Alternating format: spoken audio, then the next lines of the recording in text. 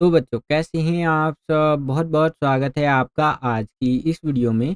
आज का ये वीडियो क्लास 12th के बच्चों के लिए बहुत ज़्यादा ख़ास होने वाला है क्योंकि इस वीडियो में हम लोग देखने वाले हैं बच्चों क्लास 12th का जो आपका जियोग्राफ़ी का सब्जेक्ट है, हिंदी में बोले तो जो आपका भूगोल का विषय है, इसका एक इम्पॉर्टेंट सैंपल क्वेश्चन पेपर इस वीडियो में हम लोग देखने वाले हैं बच्चों।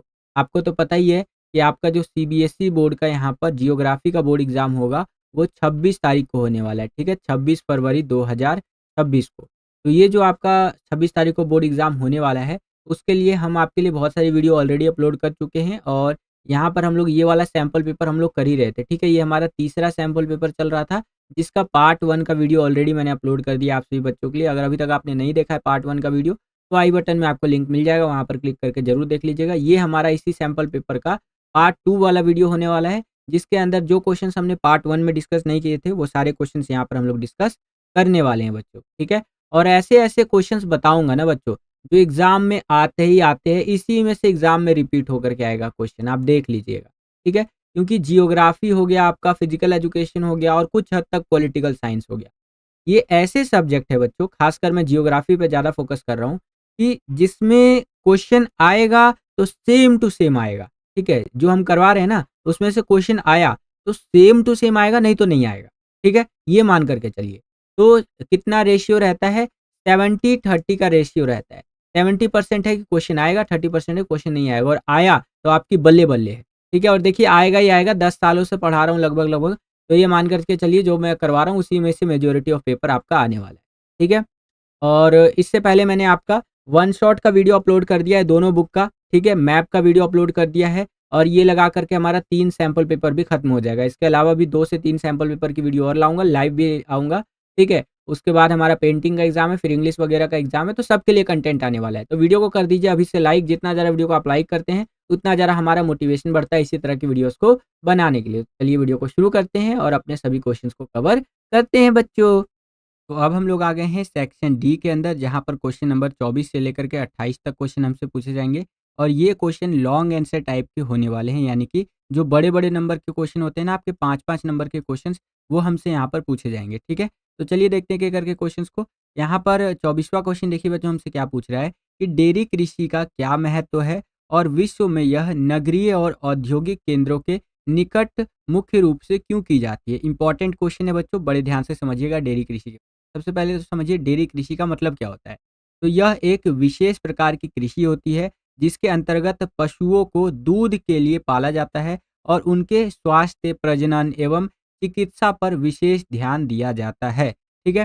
तो यहाँ पर क्या होता है ये एक विशेष तरह का कृषि होता है, एक स्पेशल तरह का फार्मिंग होता है जिसके अंदर जो है पशुओं को, चाहे आपका यहाँ पर भैंस हो गया, गाय हो गया, ठीक है? या बकरी वगैरह भी आप कह सकते हैं, इनको ना विशेष रूप से दूध देने के लिए पाला जाता है ताकि उनका दूध बेच करके प्रॉफ़िट कमाया जा सके, ठीक है? अब जब पशुओं को यहाँ पर पाला जाएगा, तो उनका यहाँ पर पूरा हेल्थ का ध्यान रखा जाएगा यानी चिकित्सा वगैरह का, ठीक है? उनका प्रजनन वगैरह का सब चीज़ों का यहाँ पर ध्यान रखा जाता है, तो ये आपका डेयरी कृषि होता है। अब डेयरी कृषि के संदर्भ में कुछ और इम्पोर्टेंट बातें समझते हैं, जैसे अगर हम डेयरी कृषि की बात करें, तो इसमें पूँजी जो लगता है बच्चों, उसकी बात कर लेते हैं, यानी कैपिटल जो पैसा लगता है, तो उसके बारे में बताया गया है कि पशुओं के लिए छप्पर, घास, संचित करने के भंडार एवं दुग्ध उत्पादन में अधिक यंत्रों के प्रयोग के लिए पूँजी भी अधिक चाहिए होता है, ठीक है? कहने का मतलब ये है कि अगर आप पशुओं को पाल रहे हैं, एग्ज़ाम्पल के लिए आप यहाँ पर भैंस वग़ैरह को इस तरह से पाल रहे हैं बच्चों, ठीक है? तो भैंस को अगर आप पालते हैं तो आपको भैंस के लिए क्या करना है? भैंस के लिए एक छप्पर का इंतज़ाम करना है, ठीक है? यानी एक छत का इंतज़ाम करना है, वो खाना खा सके उसके लिए आप जो है वो सारी चीज़ें करेंगे। उसका आप दूध निकाल सके इसके लिए जो मशीन होते हैं बच्चों, उसको आप यहाँ पर करेंगे मतलब खरीद के लाएँगे। तो कहने का मतलब ये है कि जो पूँजी होता है इस तरह की खेती में, डेयरी कृषि के अंदर वो अधिक लगता है, ठीक है? अगला हम बात करते हैं श्रम की। तो देखिए पशुओं को चराने, दूध निकालने आदि कार्यों के लिए वर्ष भर श्रमिक की आवश्यकता होती है, ठीक है? या श्रमिकों की आवश्यकता होती है। जो यहाँ पर लेबर्स होंगे, उनकी पूरे साल भर यहाँ पर डिमांड रहेगी क्योंकि पशु है भैया, वो खुद से दूध तो देंगे नहीं। हमें उनका दूध निकालना पड़ेगा, फिर उनको एक जगह स्टोर करना पड़ेगा, बहुत सारे काम होते हैं, है कि नहीं? डेयरी कृषि के अंदर आप अपने आस-पास एक खटाल में चले जाइएगा ना, जहाँ पर दूध निकालने का काम होता होगा, आप खुद ही देख सकते हैं वहाँ खटाल में जा कर के, या जिसे आप हमारे उधर तो खटाल ही कहते हैं, ठीक है? जहाँ पर भैंस, गाय इन सबको रख कर के उनसे दूध निकाल कर के प्रॉफ़िट कमाया जाता है और ज़्यादातर यादव लोग जो होते हैं, हमारे इधर गाँव की तरफ की बात बता रहा हूँ, यादव लोग यह काम करते हैं, ठीक है? तो इसीलिए उनको हम प्यार से जादव जी बोलते हैं। "ए जादव जी, दूध निकल गया आपका? तो दूध निकल गया तो हमको 1 किलो दूध देने दीजिए, आज हमको खाना खाना है, हमारे यहाँ आज मेहमान आए हैं।" ठीक है? तो इस तरह से, तो जो इस तरह का काम होता है बच्चों, इसमें हमें पूरे साल भर श्रमिकों की आवश्यकता पड़ती है, ठीक है? आगे देखिए बच्चों, यहाँ पर क्या बताया गया है कि नगरीय और औद्योगिक क्षेत्रों में, ठीक है? यानी कि जो नगर होते हैं, जो औद्योगिक क्षेत्र होते हैं, जहाँ पर इंडस्ट्रीज़ वगैरह ज़्यादा होती है, वहाँ पर क्या किया जाता है कि यातायात के साधन अच्छे होते हैं, उसका उपयोग किया जाता है तथा पैस्चुराइज़ेशन का यहाँ पर सुविधा उपलब्ध होता है और इनके कारण इन केंद्रों के निकट स्थापित किए जाते हैं, ठीक है? तो जो डेयरी कृषि किया जाता है बच्चों, वो इनके निकट ही ये किया जाता है, जहाँ पर नगर हो, औद्योगिक क्षेत्र हो, ताकि दूध वगैरह निकाले, तुरंत यहाँ पर फैक्ट्री में लेकर के जाए और उसको पैस्चराइज़ कर दिया जाए। पैस्चराइज़ेशन एक प्रोसेस होता है, जिसे हिंदी में आप रीकरण कहते हैं। इसमें क्या होता है, दूध को ना एक बहुत गर्म टेम्परेचर पे ले जाया जाता है कुछ सेकंड के लिए या कुछ मिनटों के लिए कह सकते हैं, और फिर ठंडा किया जाता है, जिससे कि उसकी शेल्फ लाइफ बढ़ जाती है। ठीक है? जो आप पैकेट में दूध लेकर के आते होंगे दुकान से, वो सारे दूध मोस्टली पैस्चराइज़ेशन प्रोसेस से गुज़रा होता है, जिससे कि उसके अंदर के बैक्टीरिया वगैरह मर जाते हैं और वो उसका शेल्फ लाइफ बढ़ जाता है, वो ज़्यादा दिनों तक चल पाता है, 2 दिन, 3 दिन, 4 दिन तक चल पाता है। नहीं तो नॉर्मल जो दूध होगा बच्चों, गाँव में आप देखते होंगे कि 102 दिन में वो खराब होने लग जाता है, समझ रहे हैं? तो ये चीज़ है।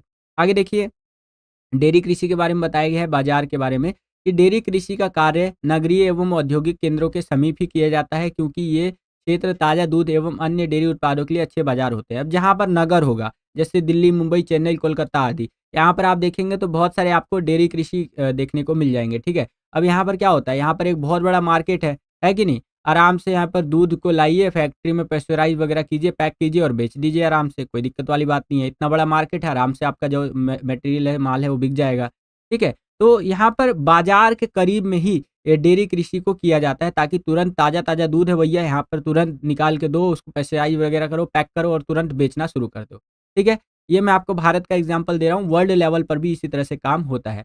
आगे देखिए, मुख्य क्षेत्रों की बात करें डेयरी कृषि की, तो उत्तरी पश्चिमी यूरोप हो गया, कनाडा हो गया, न्यूजीलैंड हो गया और दक्षिण पूर्वी ऑस्ट्रेलिया एवं जो है सो कि तस्मानिया, ये सब यहाँ पर मुख्य क्षेत्र है किसके? डेयरी कृषि के। क्लियर है बच्चों? आशा करता हूँ कि ये क्वेश्चन आपको समझ में आ गया होगा। सेम यही क्वेश्चन इंग्लिश मीडियम में इस तरह से रहेगा। यहाँ पर आप देख सकते हैं कि what is the importance of dairy farming? Why is it mainly done near urban and industrial centres in the world? तो आंसर आपको इस प्रकार से लिखते हुए चलना है बच्चों। ये आप अपनी स्क्रीन पर देख सकते हैं, ठीक है? चलिए, वीडियो में आगे बढ़ने से पहले एक इम्पॉर्टेंट इन्फॉर्मेशन है बच्चों, तो बड़े ध्यान से समझिएगा। अगर आप अपने बोर्ड एग्ज़ाम 2026 की तैयारी को नेक्स्ट लेवल पर ले जाना चाहते हैं और उन बच्चों की कैटेगरी में शामिल होना चाहते हैं, जो लिटरली लास्ट टाइम पे भी तैयारी करके अपने बोर्ड एग्ज़ाम्स के अंदर बहुत अच्छे मार्क्स स्कोर करते हैं, तो आप हमारे द्वारा बनाए गए सैंपल क्वेश्चन पेपर्स को ले सकते हैं। इन सैंपल पेपर्स की सहायता से आप अपने बोर्ड एग्ज़ाम की तैयारी को बहुत बढ़िया बना सकते हैं। लिटरली ऐसे-ऐसे क्वेश्चन्स आपको देखने को मिलेंगे इन सैंपल पेपर्स के अंदर, जो हर साल के पेपर में रिपीट होकर के आते ही आते हैं, ठीक है? सैंपल पेपर्स को लेने के लिए सिंपली स्क्रीन पर जो आपको व्हाट्सएप नंबर दिख रहा है, इस पे आपको कॉन्टैक्ट करना है और 50% के डिस्काउंट ऑफर के साथ आप सैंपल पेपर्स को ले सकते हैं। ध्यान रखिएगा, हज़ारों बच्चे एक साथ सैंपल पेपर ले रहे हैं, तो आपको थोड़ा-सा डिले हो सकता है, 1 आध घंटा आपको डिले सैंपल पेपर मिलेगा, लेकिन मिलेगा ज़रूर, है ना? क्योंकि देखिए, एक साथ बहुत हज़ारों की तादाद में यहाँ पर बच्चे सैंपल पेपर्स को ले रहे हैं। तो आज ही स्क्रीन पर दिख रहे व्हाट्सएप नंबर पे कॉन्टैक्ट कीजिए, सैंपल पेपर्स को लीजिए और अपने बोर्ड एग्ज़ाम की तैयारी को नेक्स्ट लेवल पर लेकर के जाइए, ठीक है?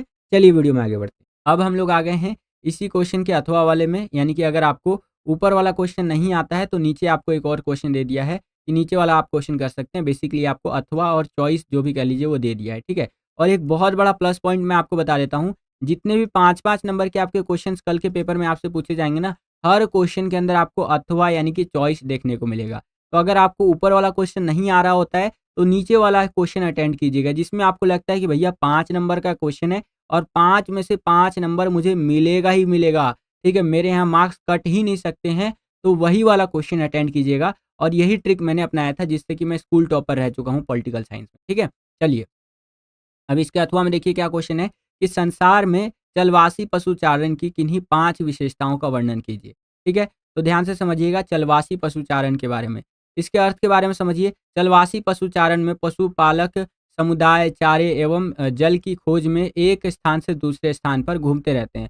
आपने अक्सर पहले देखा होगा, अब तो बहुत कम होता जा रहा है कि बहुत सारे एक आदमी होता है, वो बहुत सारे भेड़ को लेकर के इस तरह से है ना, भेड़ वगैरह, बकरी वगैरह को लेकर के घूमता रहता है। वो उनको चराता रहता है, घास-फूस खिलाता रहता है, फिर एक स्थान से दूसरे स्थान से तीसरे स्थान। यही चलवासी पशुचारण होता है और ये वैश्विक लेवल पर हमें देखने को मिलता है। ना केवल इंडिया में ये चीज़ होता है बच्चों, विश्व स्तर पर हमें ये चीज़ें देखने को मिलती है, ठीक है? तो चलवासी पशुचारण का अर्थ ही आपको बता दिया है कि इसके अंदर जो पशुचारक होता है, पशुचारक मतलब कि जो पशुओं को जैसे आपका बकरी वगैरह हो सकता है, भेड़ वगैरह हो सकता है, उनको यहाँ पर एक ग्रुप के अंदर चारा खिलाने के लिए और पानी पिलाने के लिए एक स्थान से दूसरे स्थान तक ले जाते हैं और लेके आते हैं। यही आपका यहाँ पर चलवासी पशुचारण होता है, ठीक है? अगर पूँजी की बात करें, तो यहाँ पूँजी प्रधान नहीं होता है, पशुओं को प्राकृतिक परिवेश में पाला जाता है। अब यहाँ पर देखिए, कोई एक जगह पर तो हमें रखना नहीं है पशुओं को, आराम से घुमाते रहिए, घुमाते रहिए। जहाँ पे आपको मिल जाए कि घास-फूस, तो लो भाई बकरी जाओ खा लो, लो भाई भेड़ जाओ खा लो, है कि नहीं? तो उतनी पूँजी की यहाँ पर ज़रूरत नहीं होती है बच्चों। पशुओं की देखभाल, पशु प्राकृतिक रूप से बड़े होते हैं और उनकी विशेष देखभाल नहीं की जाती। इसमें कोई ख़ास तरह का देखभाल नहीं किया जाता है, क्योंकि देखिए हम यहाँ पर लेकर के घूम रहे हैं, तो नेचुरली वो यहाँ पर ग्रो करेंगे और उनको यहाँ पर नेचुरली सारी चीज़ें देखने को मिलेंगी, जो वास्तविकता में ऐसा ही होना चाहिए, ठीक है? आगे देखिए, पशुओं के प्रकार, चलवासी पशुपालक कह लीजिए, एक ही समय में विभिन्न प्रकार के पशु रखते हैं। जैसे सहारा व एशिया के मरुस्थलों में भेड़, बकरी व ऊँट पाले जाते हैं, ठीक है? मैंने तो भीड़ वगैरह देखा है, आपने किसका झुंड देखा है वो मुझे आप कमेंट करके बताइएगा। मैं दिल्ली में रहता हूँ बच्चों, और दिल्ली में भी पहले के टाइम पे, आज से 2-3 साल पहले बता रहा हूँ, मैंने देखा था कि भेड़ वगैरह का झुंड वगैरह जाता है ना? और इससे पहले मैं झारखंड में जब रहता था, तो वहाँ पर भी मैंने देखा था कि ऐसा होता है। बिहार वगैरह में उतना मैंने नहीं देखा है चलवासी पशुचारण, लेकिन हाँ, दिल्ली और झारखंड में मैंने देखा है, जहाँ मैं रह चुका हूँ। तो आप मुझे कमेंट करके बताइएगा कि आपने कभी ये इंसिडेंट देखा है चलवासी पशुचारण वाला? कि हाँ, आपने देखा हो बहुत सारे भेड़-बकरियाँ मैं करते हुए जा रही हैं, है कि नहीं? या भेड़ वगैरह मैं ऐसे करके जा रही हैं। कमेंट करके बताइएगा। अब क्षेत्र की बात करें, तो यह पुरानी दुनिया तक सीमित है। इसके 3 प्रमुख क्षेत्र हैं। उत्तरी अफ्रीका के अटलांटिक तट से अरब प्रायद्वीप होते हुए मंगोलिया एवं मध्य चीन तक ये जाता है, और यूरोप व एशिया के टुंड्रा प्रदेशों में हमें ये देखने को मिलता है, और साथ ही साथ बताया गया है दक्षिण पश्चिम अफ्रीका एवं मेडागास्कर द्वीप में हमें चलवासी पशुचारण का प्रमुखता देखने को मिलता है। तो इस तरह से इस क्वेश्चन का आंसर आप लिख सकते हैं।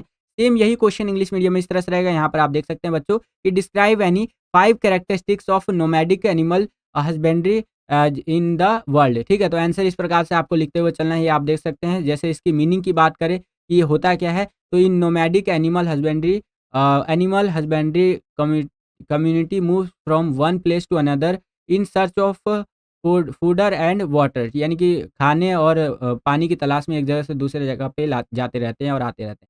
कैपिटल की बात करें तो इसमें खास कैपिटल लगता नहीं है। केयर जो होता है वो नेचुरली होता है, और इसमें डिफरेंट टाइप के हमें एनिमल्स देखने को मिलते हैं, जैसे कि शीप हो गया, गॉट हो गया, कैमल्स हो गए। एरिया की बात करें तो ये it is limited to the old world and its 3 major areas, इसके 3 मेजर एरियाज़ कुछ इस प्रकार से। क्लियर है बच्चों? चलिए, अब हम लोग आ गए हैं 25वें क्वेश्चन के अंदर। ये क्वेश्चन भी काफ़ी इंपॉर्टेंट है बच्चों, बड़े ध्यान से समझिएगा कि संसार के विभिन्न क्षेत्रों में प्रचलित रोपण कृषि की किन्हीं 5 विशेषताओं का वर्णन कीजिए। देखिए, रोपण कृषि, इसको बहुत बेसिक लेवल पे मैं आपको समझा देता हूँ। जैसे आपने चावल की खेती देखी होगी, गाँव वगैरह अगर आप कभी गए होंगे, तो वहाँ पर चावल की खेती देखी होगी।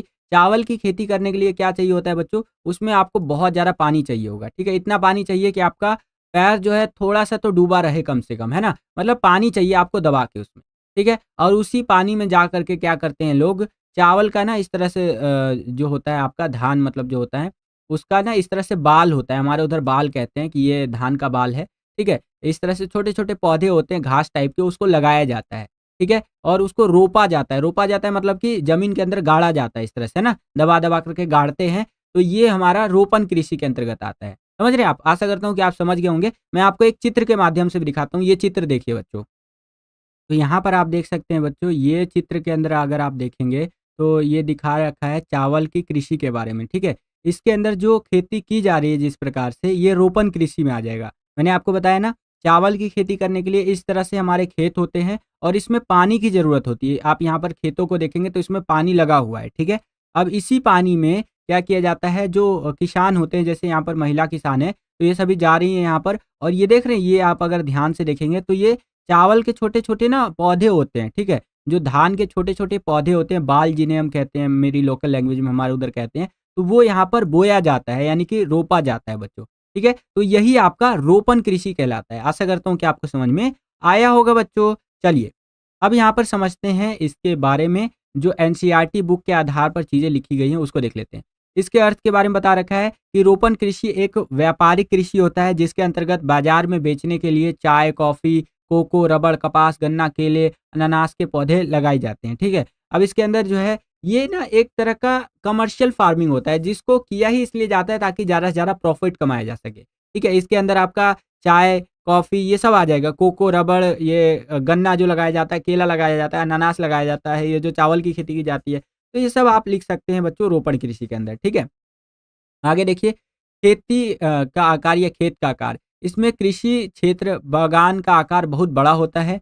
पूंजी निवेश की बात करें, अब ध्यान रखिएगा यहाँ पर हम वैश्विक लेवल पर बात कर रहे हैं, ठीक है? अभी जो मैंने आपको ये एग्ज़ाम्पल दिया, ये इंडिया के लेवल पर बात बताई मैंने आपको, ठीक है? अब इंडिया में ज़्यादातर आप देखेंगे तो जो रोपण कृषि होता है बच्चों, जिसमें रोपण कृषि किया जाता है, उसमें प्रॉफ़िट कमाना एक उद्देश्य नहीं होता है उतना, लेकिन वर्ल्ड लेवल पर जब रोपण कृषि किया जाता है बच्चों, तो इसके अंदर ना प्रॉफ़िट कमाना ही एकमात्र उद्देश्य होता है, यानी कि फ़ायदा कमाना है भैया यहाँ पर ज़्यादा से ज़्यादा हमें फसल को उगा करके, ठीक है? ये चीज़ है।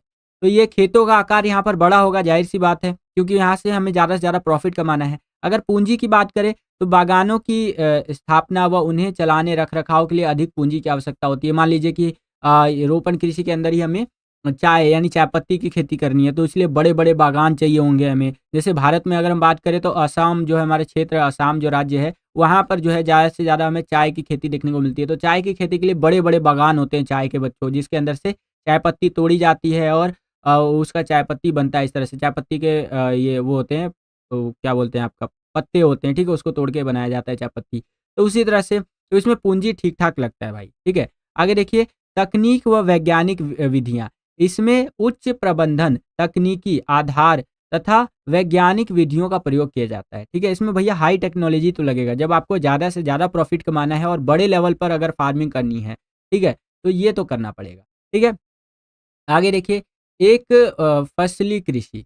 यह एक फसली कृषि है जिसमें एक फसल के उत्पादन पर ही ध्यान दिया जाता है, क्योंकि देखिए, अगर आपको मैक्सिमम प्रॉफ़िट अर्न करना है, तो बड़े लेवल पर आप यहाँ पर एग्रीकल्चर खेती कर रहे हैं और उसमें एक फसल उगा रहे हैं, जिससे कि आपको जो सो कि डिस्ट्रैक्शन कम होगा और मतलब उस फसल को बेच करके आप प्रॉफ़िट ज़्यादा से ज़्यादा कमा पाएँगे, ठीक है? तो ये एक फसलीय कृषि भी होता है। और श्रम की बात करें, तो इसमें काफ़ी श्रमिकों की आवश्यकता होती है। ज़ाहिर-सी बात है, क्योंकि ये रोपण कृषि है, जिसमें मैनुअल काम ज़्यादा होता है, मशीनों का काम उतना कम मतलब बहुत कम होता है, ठीक है? मैनुअली ज़्यादा काम किया जाता है। मैंने आपको बताया ना चावल की खेती के बारे में, तो उसी तरह से। श्रम स्थानीय लोगों से प्राप्त किया जाता है, यानी कि अगर लेबर वगैरह की बात करें, तो लोकल लेवल पर, स्थानीय लेवल पर जो हमें लेबर मिल सकते हैं, उनको लेकर के यहाँ पर काम करवाया जाता है। क्लियर है बच्चों?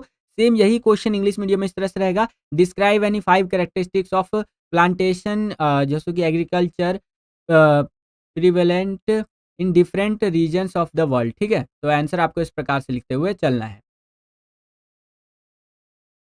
ओके बच्चों? चलिए, अब इसी क्वेश्चन के अंदर आपको एक अथवा दे दिया है, एक चॉइस दे दिया है कि अगर आपको ऊपर वाला क्वेश्चन नहीं आता है, तो नीचे वाला जो क्वेश्चन है इसे आप अटेंड कर सकते हैं, ठीक है? यहाँ पर अथवा में चॉइस में देखिए क्या क्वेश्चन हमसे पूछा गया है कि जनसंख्या वृद्धि दर का क्या अर्थ है? और भारत की जनसंख्या वृद्धि में 20वीं शताब्दी से लेकर के मतलब 20वीं शताब्दी के प्रारंभ से लेकर के वर्तमान तक जो 4 प्रवृत्तियाँ, अवस्थाएँ हैं, उसको स्पष्ट दिखाई देती हैं, वो उनका आपको वर्णन करना है, ठीक है? तो बड़े ध्यान से समझिएगा इस क्वेश्चन के आंसर को। यहाँ पर देखिए, सबसे पहले तो हम समझते हैं जनसंख्या वृद्धि दर होती क्या है? तो इसका अर्थ होता है किसी विशेष क्षेत्र में विशेष समयावधि में होने वाले जनसंख्या परिवर्तन को जब प्रतिशत में व्यक्त किया जाता है, तो उसे जनसंख्या वृद्धि दर कहते हैं, ठीक है? मान लीजिए ये एक इस विशेष क्षेत्र है, एक स्पेशल रीजन है, ठीक है? इसमें एक विशेष टाइम पीरियड में, जैसे 2019 से लेकर के 2025 तक, ठीक है? जनसंख्या में काफ़ी हमें चेंजेस देखने को मिले। ठीक है? तो जो जनसंख्या में परिवर्तन हुआ, उसे जब हम यहाँ पर प्रतिशत में निकाल कर के बताएँगे कि हाँ, इतना परसेंट जनसंख्या बढ़ा है या घटा है, जो भी है ना? तो वही जनसंख्या वृद्धि दर होता है। पॉपुलेशन ग्रोथ रेट इंग्लिश में इसको कहेंगे। क्लियर है बच्चों? अब भारत के संदर्भ में हम बात कर लेते हैं। यहाँ पर 4 स्टेजेस हमें देखने को मिले हैं, ठीक है? जिसमें जनसंख्या कभी बढ़ी, तो कभी घटी, कभी बढ़ी, तो कभी घटी। ठीक है? समझिए इस चीज़ को। सबसे पहले हम आएँगे 1921 से पहले।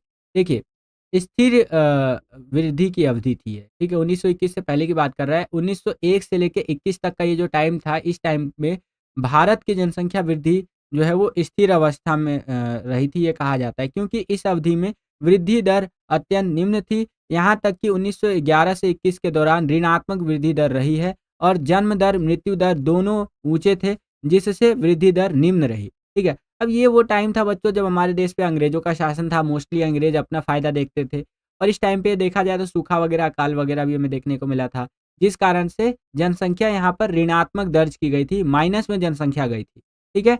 अगला आता है हमारे यहाँ पर 1921 से 1951 का टाइम। इसमें क्या होता है कि निरंतर वृद्धि की अवधि रहती है। अब देखिए 1921 से 51 की बात करें तो बीच में हमें आज़ादी मिल गई 1947 में, तो यहाँ पर हमें प्लस में जनसंख्या देखने को मिली। देखिए इस अवधि में जनसंख्या वृद्धि निरंतर बढ़ती गई क्योंकि स्वास्थ्य सेवाओं में वृद्धि के कारण मृत्यु दर में कमी आई, ठीक है? और इसीलिए इस अवधि को मृत्यु प्रेरित वृद्धि कहा जाता है, ठीक है? तो यहाँ पर क्या हुआ ना कि स्वास्थ्य सेवाएँ जो है हमारी हेल्थ फैसिलिटीज़ थोड़ी-सी इम्प्रूव हुई, तो जिससे कि जनसंख्या भी यहाँ पर हमें बढ़ती हुई देखने को मिली। अगला जो स्टेज आता है 1951 से लेके 1981 तक का तृतीयक वृद्धि की अवधि। इसमें रैपिडली जनसंख्या बढ़ी, एकदम जनसंख्या विस्फोट हो गया। क्यों? क्योंकि हम आज़ाद हो गए थे। अब जब अंग्रेज़ों के टाइम पे थे तो उतना हॉस्पिटल वगैरह हमें मिलता नहीं था। जब हम आज़ाद हो गए तो हॉस्पिटल वगैरह सारी सुविधाएँ हैं, लोग पैसा कमाने लग गए, लोग अब आज़ाद हैं, ठीक है? तो दबा के जनसंख्या बढ़ी थी बच्चों इस टाइम पे। देखिए बताया गया है कि इस अवधि को भारत में जनसंख्या विस्फोट की अवधि के नाम से भी जाना जाता है। पॉपुलेशन यहाँ पर बर्स्ट हो गया बिल्कुल एक तरह से ना विस्फोट टाइप का देखने को मिला और विकास कार्यों में तेज़ी हुई, बेहतर चिकित्सा सुविधाएँ हमें देखने को मिली, बेहतर जीवन स्तर के कारण मृत्यु दर में गिरावट हुई, ठीक है? और जन्म दर जो है यहाँ पर बढ़ गई। मृत्यु दर यहाँ घट गई क्यों? क्योंकि यहाँ पर हेल्थ फैसिलिटीज़ ठीक-ठाक हो गई और जन्म दर यहाँ पर बढ़ गई। ठीक है? तो इसीलिए ये जो टाइम पीरियड था भारत के अंदर इसे जनसंख्या विस्फोट के नाम से भी जाना जाता है या इस अवधि जनसंख्या विस्फोट अवधि के नाम से भी जाना जाता है। सबसे लास्ट वाला फोर्थ वाला है घटती वृद्धि की अवधि। 1981 से लेके आज तक 2025 चल रहा है, अभी तक की बात बता रहा है कि 1981 से वर्तमान तक वैसे तो देश की जनसंख्या में वृद्धि दर ऊँची बनी रही, परंतु इसमें धीरे-धीरे मंद गति से घटने की प्रवृत्ति पाई गई है। ठीक है? अब क्या है कि लोग यहाँ पर एजुकेटेड हो गए हैं, लोगों को पता है कि 2 बच्चे हैं यहाँ पर मीठी खीर, बाकी आपको पता ही है पंचायत वेब सीरीज़ आपने देखा होगा तो, ठीक है? यानी कि भैया यहाँ पर जनसंख्या जितना ज़्यादा आप कंट्रोल रखेंगे, उतना ज़्यादा संसाधन आपके बच्चों को मिल पाएँगे और उतने अच्छे से आपके बच्चे पढ़ लिख पाएँगे और आगे बढ़ पाएँगे, ठीक है? विवाह की औसत आयु में वृद्धि हुई, है कि नहीं? पहले छोटी उम्र में विवाह हो जाता था, जिससे हमें ज़्यादा जनसंख्या देखने को मिलती थी, लेकिन धीरे-धीरे विवाह की आयु में भी वृद्धि हुई, स्त्रियों की शिक्षा में सुधार हुआ, जनसंख्या नियंत्रण के कारगर उपायों ने इन वृद्धियों को घटाने में मदद की, ठीक है? तो देखिए जनसंख्या तो बढ़ रही है हमारी, ऐसा नहीं है कि एकदम जनसंख्या रुक गई है, लेकिन वैसे नहीं बढ़ रही है जैसे एकदम दबा के जनसंख्या बढ़ी थी 1951 से 1981 तक। ठीक है बच्चों? तो ये आप लिख सकते हैं। सेम यही क्वेश्चन इंग्लिश मीडियम में इस तरह से रहेगा, यहाँ पर आप देख सकते हैं और आंसर आपको इस प्रकार से लिखते हुए चलना है बच्चों। ये आप अपनी स्क्रीन पर देख सकते हैं। ठीक है? चलिए, अब हम लोग आ गए हैं 26वें क्वेश्चन के अंदर। यहाँ पर 26वां क्वेश्चन देखिए क्या है कि भारत की ग्रामीण बस्तियों को कितने प्रकारों में रखा जा सकता है? सभी के नाम लिखे एवं किन्हीं 3 का यहाँ वर्णन कीजिए, ठीक है? तो देखिए भारत के ग्रामीण बस्तियों की बात करें तो गुच्छित बस्तियों के बारे में आप लिख सकते हैं, अर्ध गुच्छित बस्तियाँ, पल्ली बस्तियाँ, ये इंपॉर्टेंट है बच्चों, याद रखिएगा। सबसे पहले तो समझिए गुच्छित बस्तियाँ क्या होती है? इस बस्तियों में घरों के समूह बहुत पास-पास होते हैं और इन गाँवों में आवास स्थान एवं खेत खलिहान और चारागाह क्षेत्र स्पष्ट रूप से अलग होते हैं। ये बस्तियाँ आयताकार, आर्य रेखा रेखिक आदि प्रतिरूपों में मिलती है और उपजाऊ जलोढ़ मैदानों में पाई जाती है। जो गुच्छित बस्तियाँ होंगी बच्चों वो उपजाऊ जलोढ़ मैदानों में पाई जाएगी। सुरक्षा कारणों से बुंदेलखंड, नागालैंड में तथा जल के अभाव के कारण राजस्थान में ये बस्तियाँ मिलती है। ठीक है? तो ये गुच्छित बस्तियाँ हो गई। नेक्स्ट हमारा आता है अर्धगुच्छित बस्तियाँ। ये क्या होता है? तो किसी बड़े गाँव में समाज का कोई वर्ग किन्हीं कारणों से मुख्य गाँव से दूर रहने लग जाता है, ठीक है? इस तरह अर्धगुच्छित बस्तियों का जन्म होता है और इस तरह की बस्तियाँ जो है गुजरात एवं राजस्थान के कुछ भागों में पाई जाती हैं। ये हो गया आपका अर्धगुच्छित बस्तियाँ।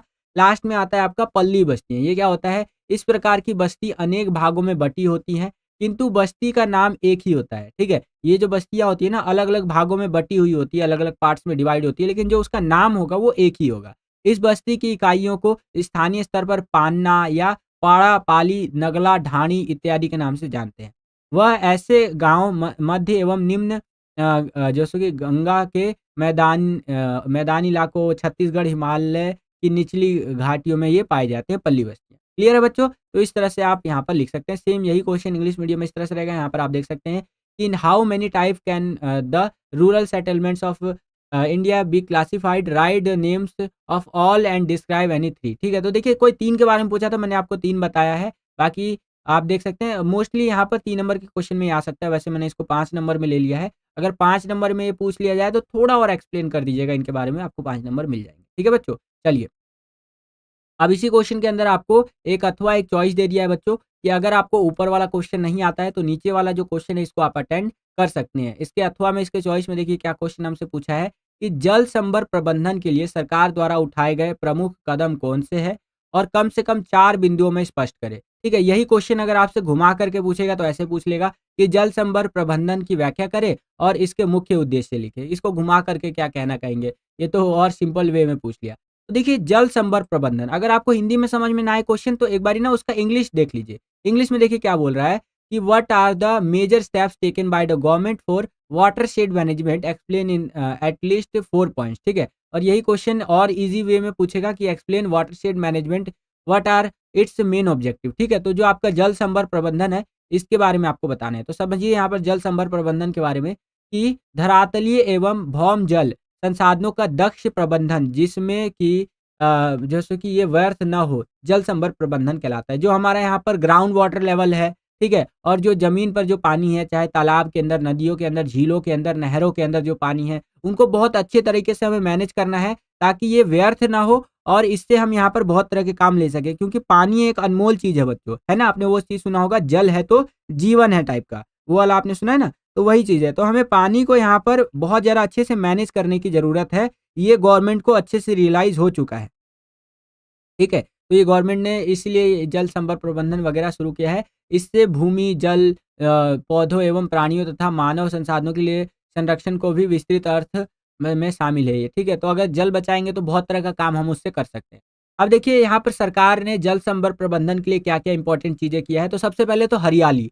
अब क्वेश्चन में आपसे ये भी पूछ सकता है कि हरियाली से क्या अभिप्राय है? हो सकता है एमसीक्यू वाले क्वेश्चन में पूछ ले, हो सकता है आपसे जैसे कि 3 नंबर का जो क्वेश्चन होता है उसमें पूछ ले, ठीक है? तो कई सारे बच्चे लिख देंगे हरियाली मतलब हरा-भरा पेड़-पौधा, हरा-भरा खेत, यही हरियाली है। लेकिन नहीं, ये एक कार्यक्रम है जो केंद्र सरकार सेंट्रल गवर्नमेंट द्वारा चलाया गया है, एक परियोजना है बच्चों, ठीक है? ये जो हरियाली आप कह सकते हैं जो कि जल संभर प्रबंधन यानी कि पानी के उसके लिए किया गया है मेनली, बाकी उसके अंदर भी कुछ-कुछ चीज़ें आ जाती हैं जैसे कि आप यहाँ देख सकते हैं, हरियाली केंद्र सरकार द्वारा प्रवर्तित जल संभर विकास परियोजना है। इस योजना से ग्रामीण जल संरक्षण करके पेयजल की समस्या को दूर करने के साथ-साथ वनोरोपण, ठीक है? और मत्स्य पालन एवं सिंचाई की सुविधा भी प्राप्त कर सकते हैं, ठीक है? तो ये केंद्र सरकार द्वारा चलाया गया एक क्या है विकास परियोजना है। इसमें मेनली ग्रामीण जल जो है, गाँव में जो पानी की दिक्कतें हैं उसको दूर करने को कहा गया है और साथ ही साथ यहाँ पर वन रोपण यानी कि पेड़-पौधे लगाना हो गया आपका,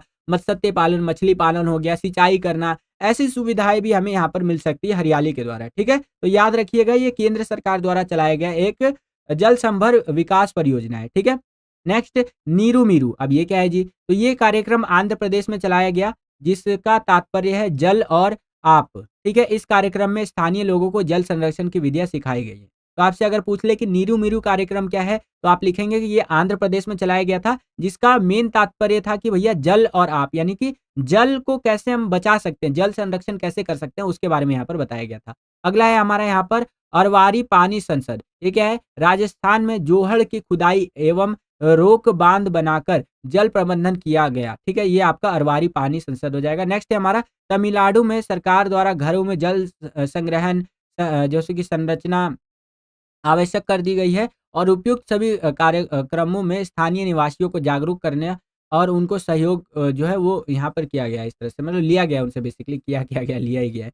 तो कहने का मतलब ये है कि गवर्नमेंट ने अपने लेवल पे काफ़ी हद तक यहाँ पर प्रयास किए हैं। अब देखिए जल संभर प्रबंधन करेंगे हम लोग तो बहुत सारी चीज़ें हमें देखने को मिलेंगी कि जैसे कृषि और कृषि से संबंधित क्रियाकलापों जैसे कि उद्यान, कृषि, वानिकी और वन जैसों कि संवर्धन का समग्र रूप से हमें विकास देखने को मिलेगा, ठीक है? इस तरह से यहाँ पर बातें बताई गई है, कृषि उत्पादन में वृद्धि होगी, पर्यावरण ह्रास को रोका जा सकता है, लोगों को जो मतलब लोगों के जीवन को ऊँचा उठाना, ये सारी चीज़ें आप इसके अंदर लिख सकते हैं। सेम यही क्वेश्चन इंग्लिश मीडियम में इस तरह से रहेगा, यहाँ पर आप देख सकते हैं और ये क्वेश्चन और ईज़ी वे में ऐसे पूछेगा आपसे और आंसर आपको इस प्रकार से लिखते हुए चलना है। ये आप अपनी स्क्रीन पर देख सकते हैं बच्चों, ठीक है?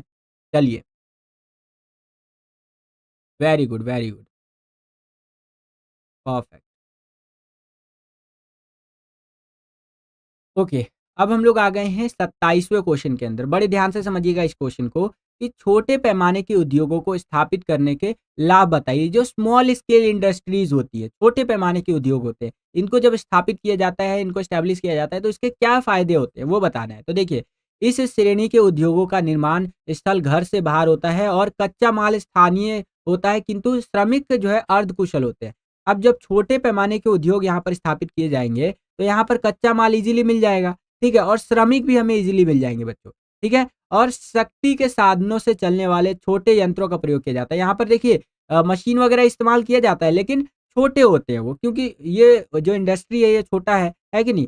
एक बड़े पैमाने के उद्योग की अपेक्षा छोटे पैमाने के कई उद्योग अधिक कार्यशील हो, तो उसमें रोज़गार ज़्यादा होता है। अब ये जान कर के आप थोड़े से हैरान हो जाएँगे कि छोटे पैमाने के उद्योगों के अंदर ना ज़्यादा यहाँ पर रोज़गार देखने को मिलता है एज़ कम्पेयर टू जो बड़े पैमाने के उद्योग होते हैं, यानी कि जो आपके लार्ज स्केल इंडस्ट्रीज़ होते हैं बच्चों, ठीक है? तो ये चीज़ें भी आप मेंशन कर सकते हैं। और देखिए आगे यहाँ पर क्या बताया गया है बच्चों कि स्थानीय लोग रोज़गार पाते हैं, इसके अंदर उनकी आय बढ़ती है एवं उनकी क्रय शक्ति भी बढ़ती है। अब जैसे ही उनके पास पैसा आएगा तो ज़्यादा से ज़्यादा चीज़ें वो खरीद पाएँगे, उनका क्रय शक्ति यहाँ पर बढ़ेगा बच्चों, ठीक है? आगे देखिए बताया गया है कि कच्चे माल की स्थानीय माँग में वृद्धि हमें देखने को मिलती है। कच्चे माल के उत्पादकों को उत्साहित करती है ये। रोज़गार होने पर क्रय शक्ति में वृद्धि होती है ना? यहाँ पर जब पैसा आएगा तो ज़्यादा से ज़्यादा चीज़ जो है लोग खरीद पाएँगे। इसलिए भारत, चीन, इंडोनेशिया आदि देशों में इस प्रकार के उद्योगों को प्रोत्साहित किया जाता है कि भैया छोटे पैमाने के उद्योग ज़्यादा से ज़्यादा आप लगाइए। क्लियर है बच्चों? सेम यही क्वेश्चन इंग्लिश मीडियम में इस तरह से रहेगा कि what are the advantages of setting up small scale industries and answer आपको इस प्रकार से लिखते हुए चलना है। ये आप अपनी स्क्रीन पर देख सकते हैं बच्चों, ठीक है? चलिए, परफेक्ट, परफेक्ट।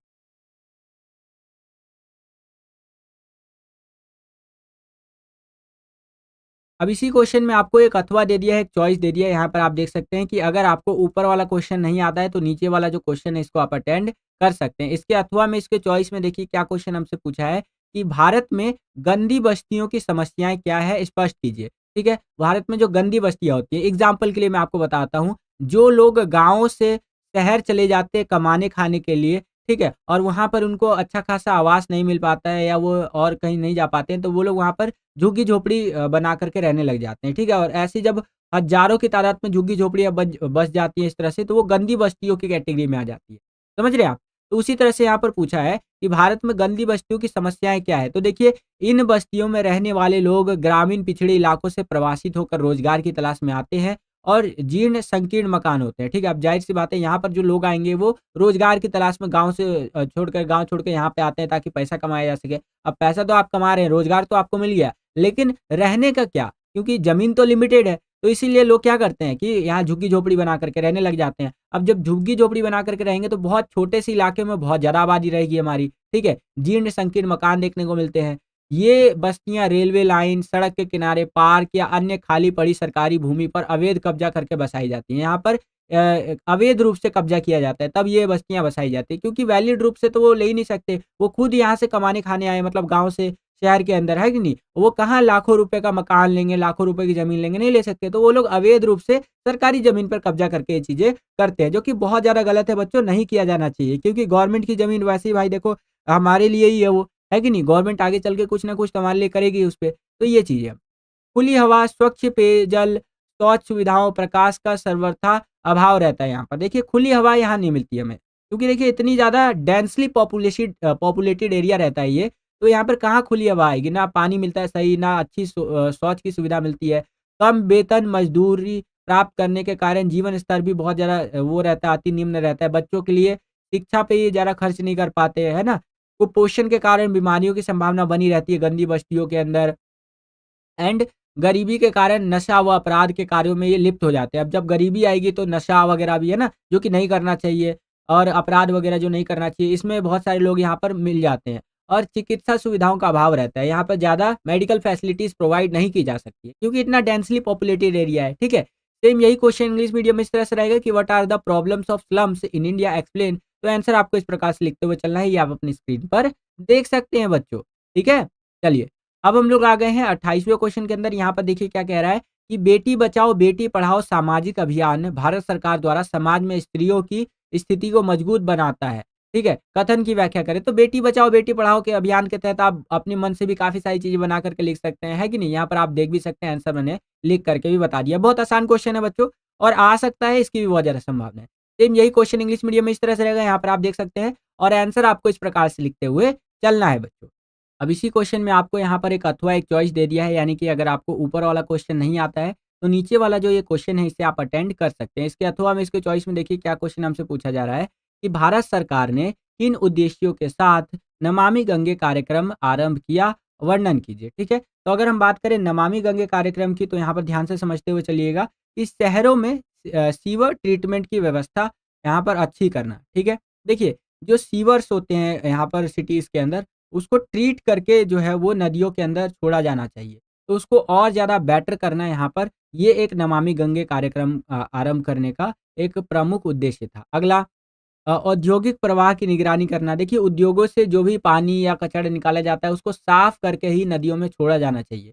तो कई जो उद्योग है, इंडस्ट्रीज़ ऐसा नहीं करते थे, तो यहाँ पर नमामि गंगे का जो कार्यक्रम है, योजना है, ये जो लाई गई ताकि इनकी ये चीज़ों पर, ये जो बदमाशी होती है इस पर ध्यान दिया जा सके, ठीक है? और काफ़ी हद तक यहाँ पर नमामि गंगे कार्यक्रम थैंक्स टू आवर गवर्नमेंट, जो करंट गवर्नमेंट है, उसकी वजह से आप कह सकते हैं कि ये चीज़ बहुत हद तक काम कर भी रही है, और बहुत अच्छा काम हो रहा है नमामि गंगे कार्यक्रम के तहत, ठीक है? आगे देखिए, नदियों का विकास देखने को मिलेगा इस कार्यक्रम के तहत, और हो भी रहा है, आप देख सकते हैं। अभी बेस्ट नमामि गंगे कार्यक्रम से थोड़ा हट करके बताऊँ तो देखिए, यमुना नदी कितनी अच्छी से सफाई हो रही है ना?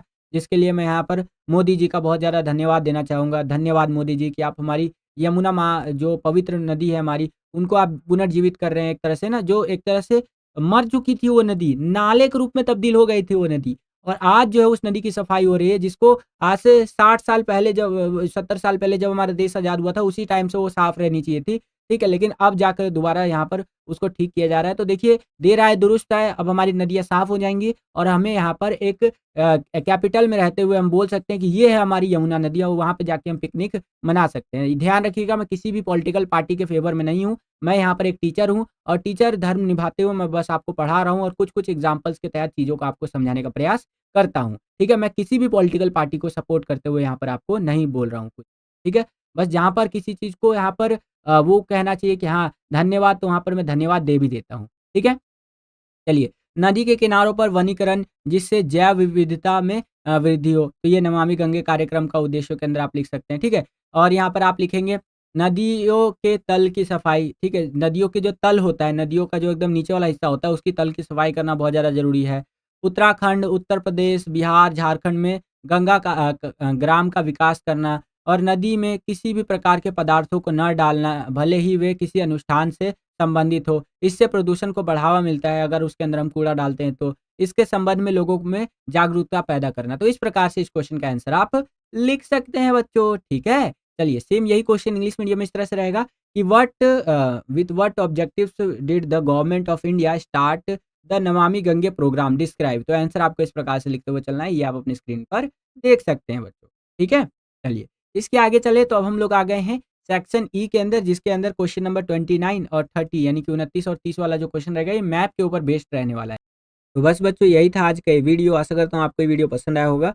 अगर आपको ये वीडियो पसंद आया तो कर दीजिए ज़्यादा से ज़्यादा लाइक। जितना ज़्यादा वीडियो को आप लाइक करेंगे, उतना ज़्यादा हमारा मोटिवेशन बढ़ता है इसी तरह की वीडियोज़ को बनाने के लिए। चैनल पर अगर आप नए आ गए हैं, विद्यालय स्टडी पॉइंट को अभी तक आपने सब्सक्राइब नहीं किया है, तो कर लीजिए। इसी तरह की वीडियोज़ हम आपके लिए लेकर के आते रहते हैं। जैसे ही आप चैनल को सब्सक्राइब करेंगे, बगल में आपको बेल का, घंटी घंटा कुछ भी कह सकते हैं, उसका आइकन देखने को मिलेगा। उसको प्रेस करके ऑल पे क्लिक कर दीजिएगा, जिससे कि जो भी हम नया वीडियो अपलोड करें, उसका नोटिफिकेशन सबसे पहले आपके फ़ोन पर आ जाया करे, और आपकी जो तैयारी है एग्ज़ाम्स के लिए, वो और भी बेहतर से बेहतर तरीके से हो सके। अगर आप अपनी तैयारी को एकदम नेक्स्ट लेवल पर ले जाना चाहते हैं, तो स्क्रीन पर जो आपको व्हाट्सएप नंबर दिख रहा है, इस पे आप कॉन्टैक्ट कर सकते हैं, और सैंपल पेपर को लेकर के अपनी तैयारी को और बढ़िया बना सकते हैं, ठीक है? इस वीडियो के लिए इतना ही। मिलता हूँ आपसे अगली और एक्साइटिंग वीडियो में। तब तक के लिए खुश रहिए, खुश रखिए सभी को। जय हिंद, वंदे मातरम।